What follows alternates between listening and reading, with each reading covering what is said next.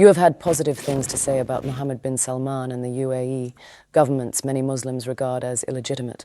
What do you say about the fact that some people have called you an agent or an apologist for the Arab regimes? Well, it would be a little bit difficult for me to be an agent, considering the fact that I'm banned for life from the GCC. I wonder if that's true for any of the people that are criticizing me or criticizing my stance, or people who are accusing me. I can't go to Dubai. I can't go to the Khalij. I can't go to the Gulf. I have a lifetime ban ever since my case, and I haven't done anything since I got out of prison to make the Gulf rulers like me anymore. In fact, I'm sure that sometimes they wish they would have executed me when they had the chance. I wouldn't be surprised if the U.S. wishes that they had done that as well. This is one of the most amusing accusations that I've ever gotten, actually, and I've gotten all the accusations.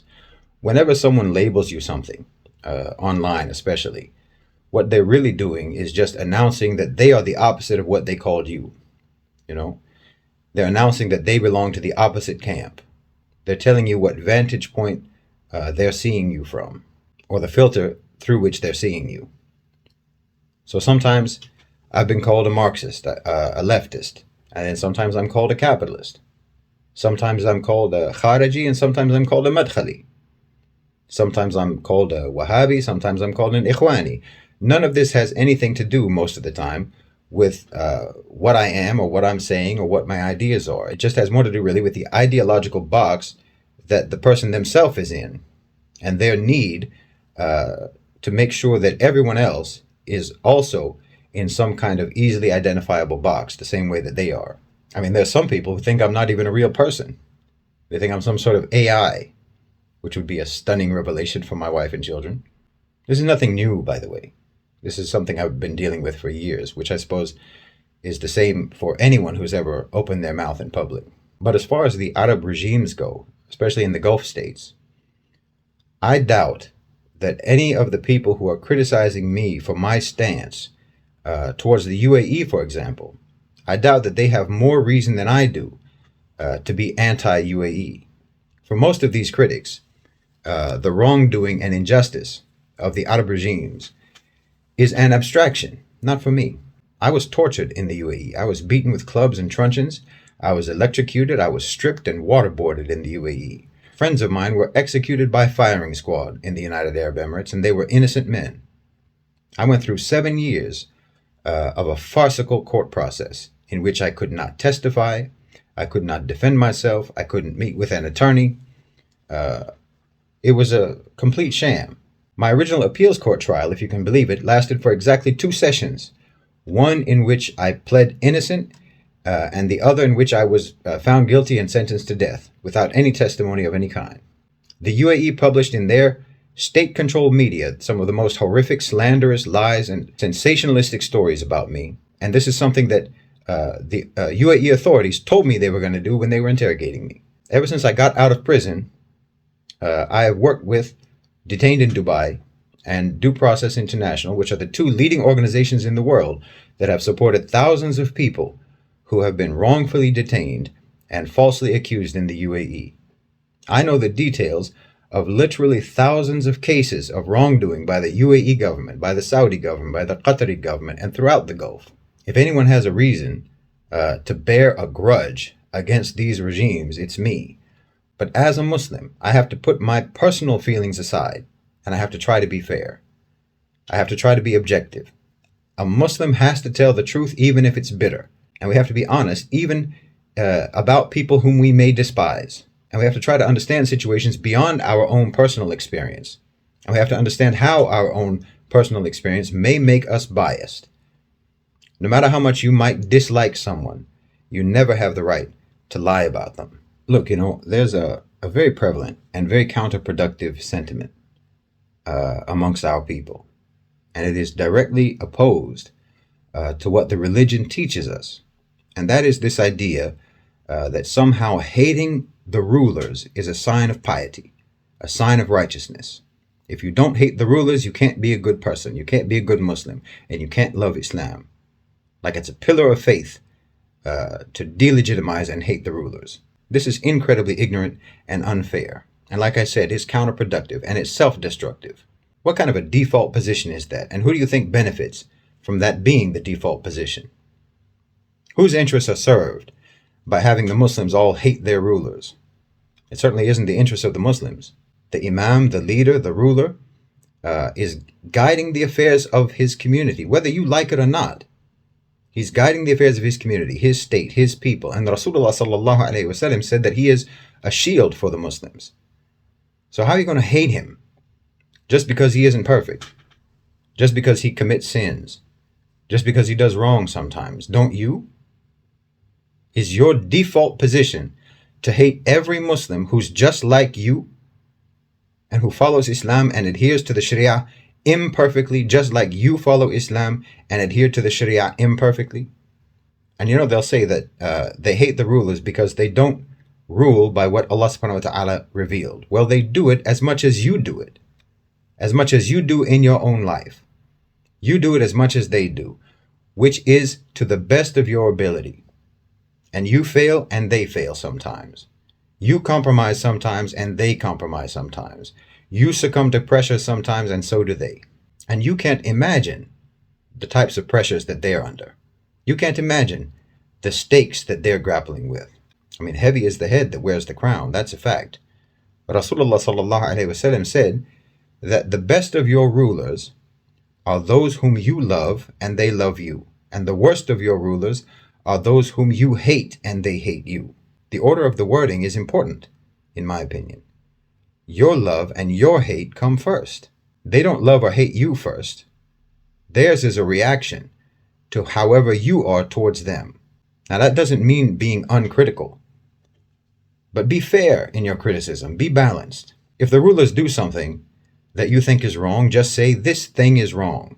Don't say the ruler is evil. The ruler is an apostate. The ruler is a puppet of the West. The ruler is a devil. That's just creating fertile ground for your enemies to sow hostility and chaos in your society and to keep your nation from ever moving forward or unifying behind its leadership. Because look, everything that happened to me in the UAE, whatever abuse, whatever wrongdoing that I suffered at the hands of the authorities in the United Arab Emirates, all of those things happen in the West. Police brutality is just as bad in the West as it is anywhere else in the world, if not worse. People are beaten in the West. People are tortured in the West. People are railroaded through sham trials. Innocent people go to jail. Innocent people get executed. But there's khair in the UAE. There's goodness in the UAE and in the Arab and the Muslim world that they don't have in the West. Thousands of people every year get pardoned from prison in the UAE and in the Arab world, throughout the Muslim world. Their debts get paid off. Yes, there are system failures, but many times the system works. I mean, I'm here today because the system ultimately worked in my case. I have no hard feelings towards the UAE, despite being intimately familiar with the flaws in their system. And from the lowliest prison guard to the warden, from the police to the prosecutors to the judges, I can tell you that every one of them cares about Islam as much as any other Muslim does. And just like any other Muslim, they fall short sometimes. And that's no reason to hate someone. That's no reason to hate them. That's no reason to hate their system. That's no reason to hate their governments. Both the UAE and Saudi Arabia, and Qatar as well, have governed their states remarkably well. The leaders of those countries are some of the brightest, most strategic and visionary leaders in the world today. And I'm saying that while they won't even let me put one foot inside of their countries. I'm saying it because it's true. I'll say it even if I have to say it begrudgingly. I can't lie about that. You know, everyone likes to say that these leaders in the Gulf, in the Arab countries, that they're puppets of the West, puppets of the United States. But again, because of the type of work that I do, I'm thoroughly familiar with the kind of influence that these countries have in the West.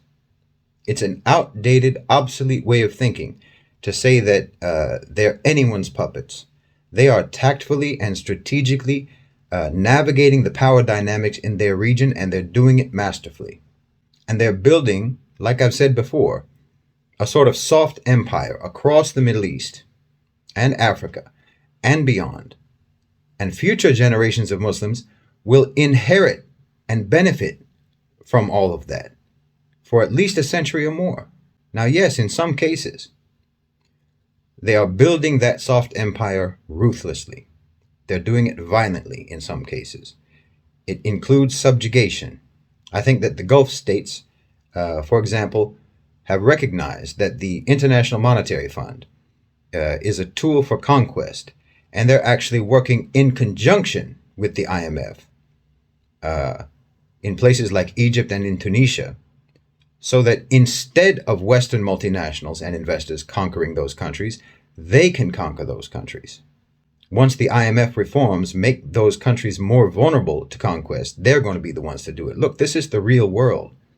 Like I've said many times, if you are a weaker nation, if you are a vulnerable economy, independence is not an option for you. If the West doesn't take over, someone else will. It will either be China or Russia, or else the West will just destabilize your country to the point of catastrophic chaos. And you'll never be able to advance, you'll never be able to develop in any way whatsoever. But the Gulf states are moving in, sometimes acting as brokers or as managers for the interests of the West, for the interests of China, for the interests of Russia. But in actuality, in my opinion, they're moving in to lay the groundwork for their own authority, to bring these countries under their own sphere of influence. And that, whether you realize it or not, holds major predatory powers at bay. It's a brilliant strategy. They're creating something like a buffer zone between the West and the Western-oriented owners and controllers of global financialized capital and the Muslim world. They're creating a buffer zone between the OCGFC and the global South to some extent, between the OCGFC and the Muslim world. And whether you're intelligent enough, and whether you're dispassionate enough, and whether you're objective enough to see it or not, they are even integrating Israel into their sphere of influence. And that is the most historic and monumental strategic victory that you can imagine. Look, normalization is the beginning of the end of Zionism. There's no two ways about it. Israel was a project that only made strategic sense for the West in the context of the 20th century global order. And it doesn't make sense anymore. And Israel knows it. That's why hardline Zionists like Netanyahu are losing their minds today, because they know the party's over. The umbilical cord between Tel Aviv and Washington is going to get cut. And Israel is going to have to integrate properly into the region, into the Arab region, into the Muslim world, into the Middle East, if they want to survive in any way whatsoever. And they know it, and the Gulf leaders know it. And they know, the Jews know, that the only people in history who ever dealt with them fairly were the Muslims. Believe me, it won't be long before you stop hearing phrases like Judeo-Christian, and you start hearing about how the Jews enjoyed their golden age during the Islamic Empire. Look, you don't survive as a cohesive community for thousands of years without knowing which side your bread is buttered on. So no, I'm not an apologist, I'm a realist, and I want to see the Muslims achieve economic sovereignty, political independence, and psychological decolonization. And I see that these rulers, these governments, are making practical and strategic moves that benefit those objectives. And if they're not personally the most righteous and pious people, okay, well, neither am I. But what they're building might yet be inherited by leaders who are more pious and who are more righteous than they are. I mean, Nuruddin Zengi was better than his father, but it's because of what his father did. He inherited what his father had built, and that's what made him able to do what he did, and subsequently what Salahuddin Ayyubi was able to do. That's how power works. That's how empires work. They're a story told across history, and we inhabit just one very small moment in that story. So for me, I see any people who are excessively critical or who excessively denigrate the rulers in the Muslim world, I see those people as propagandists for our enemies. And most of the criticism that they offer reeks of propaganda. It's always riddled with distortions, with half-truths, with exaggerations, with hyperbole and emotion. And it sells the cheapest kind of self-righteousness, the kind that relies on defaming the character of others to try to make yourself seem better than them by implication. Like, oh, Mohammed bin Salman did such and such, and I'm just aghast at the impiety of it all. which is just a passive way of advertising your implied piety. It's what I would call taqwa signaling, like virtue signaling. It's like when someone offers particularly pedantic nasiha just to show how righteous they are. It's self-serving and unhelpful. So whoever the ruler is, in my opinion, whoever your ruler is, wherever you are in the Muslim world, you should pray for him and you should hope for the best from him. And don't help shaitan against him, and don't help the enemies of the Muslims against him. And in fact, this goes for everyone else, for all your brothers and sisters in Islam. Be balanced in your criticism. Be fair and limit your criticism to their particular actions that are objectionable, and don't attack their character. We all know and believe, and we've all seen that people can start good and turn bad. And we're always quick to gossip about those people and condemn them for that. But it's just as possible for people to start bad and turn good. That's just as possible. Now, when someone goes from good to bad, we tend to disregard whatever good they ever did before that. But when a bad person turns good, we won't let them forget how they used to be. And we forever suspect that their goodness is fake. This is wrong. Everyone is struggling between their own goodness and their own evil. And there's evil in a good person and there's good in an evil person. None of us, or anyway, very few of us, are actually 100% one or the other. And that includes the rulers.